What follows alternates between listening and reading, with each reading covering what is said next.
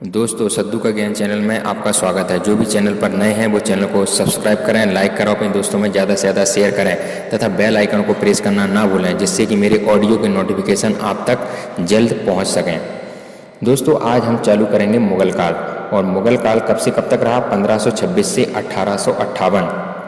मुग़ल काल में सबसे पहला जो बादशाह हुआ है वो बाबर है। बाबर का जो शासन काल है वो 1526 से 1530 तक रहा है। तो चलिए शुरू करते हैं बाबर के बारे में। मुग़ल वंश की स्थापना जहीरुद्दीन मोहम्मद बाबर ने की थी। बाबर एक सुन्नी मुसलमान था। जहीरुद्दीन मोहम्मद बाबर का जन्म 14 फरवरी 1483 में अंदीजान परगना अफगानिस्तान में हुआ था। इसके पिता का नाम उमर शेख मिर्जा था, जो कि परगना रियासत के शासक थे, तथा माता का नाम कुतुब निगार खानम था। बाबर जो है पिता पक्ष की ओर से तैमूर का 5वां वंशज था तथा माता पक्ष की ओर से चंगेज खां का 14वां वंशज था। इस प्रकार उसमें तुर्क और मंगोल दोनों के रक्त का सम्मिश्रण था। उसका विवाह माहम बेगम से हुआ था, जिससे उसे 4 पुत्र हुमायूं, कामरान, असगरी और हिंदाल तथा एक पुत्री गुलबदन बेगम की प्राप्ति हुई थी। बाबर 11 वर्ष की आयु में 1494 में अपने पिता की मृत्यु के बाद अपनी दादी एहसान दौलत बेगम की सहायता से परगना का शासक बना।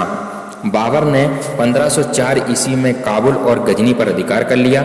1507 में बाबर ने बादशाह की उपाधि धारण की। बाबर ने भारत पर 5 बार आक्रमण किए। इसका पहला आक्रमण 1519 में भैरा के किले पर था। इस अभियान में पहली बार बंदूक और तोपखाने का प्रयोग किया गया। बाबर को भारत आने का निमंत्रण पंजाब के सूबेदार दौलत खां लोधी और दिल्ली के सुल्तान इब्राहिम लोधी के चाचा आलम खां लोधी तथा मेवाड़ के शासक राणा सांगा ने दिया था। 21 अप्रैल 1526 को इब्राहिम लोधी व बाबर के बीच पानीपत का प्रथम युद्ध हुआ। बाबर ने इस युद्ध में तुलगमा युद्ध नीति व तोपखाने का प्रयोग किया। इस युद्ध में बाबर के 2 तोपची उस्ताद अली और मुस्तफ़ा खां थे। बाबर इस युद्ध में विजयी हुआ और इब्राहिम लोधी मारा गया तथा इब्राहिम लोधी का साथ दे रहा उसका मित्र ग्वालियर का राजा विक्रमजीत सिंह भी युद्ध में मारा गया। इस युद्ध के बाद बाबर ने खूब लूटपाट की तथा राजा विक्रमजीत सिंह से कोहिनूर हीरा भी प्राप्त किया, जिसकी कीमत के विषय में यह चर्चा है कि उसके मूल्य से दुनिया के आधे दिन का खर्च पूरा हो सकता है। बाबर ने इस युद्ध के बाद बहुत सा धन लुटाया, जिस कारण उसे कलंदर की उपाधि दी गई।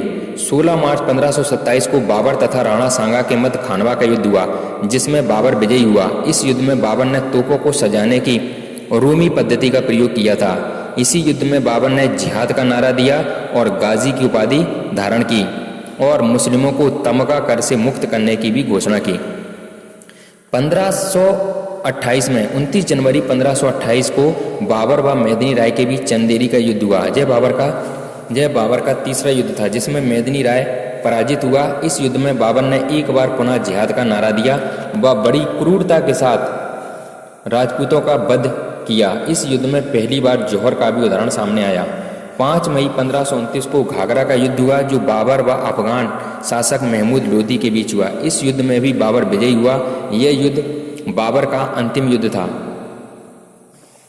बाबर की मृत्यु लगभग 48 वर्ष की आयु में 26 दिसंबर 1530 में आगरा में हो गई।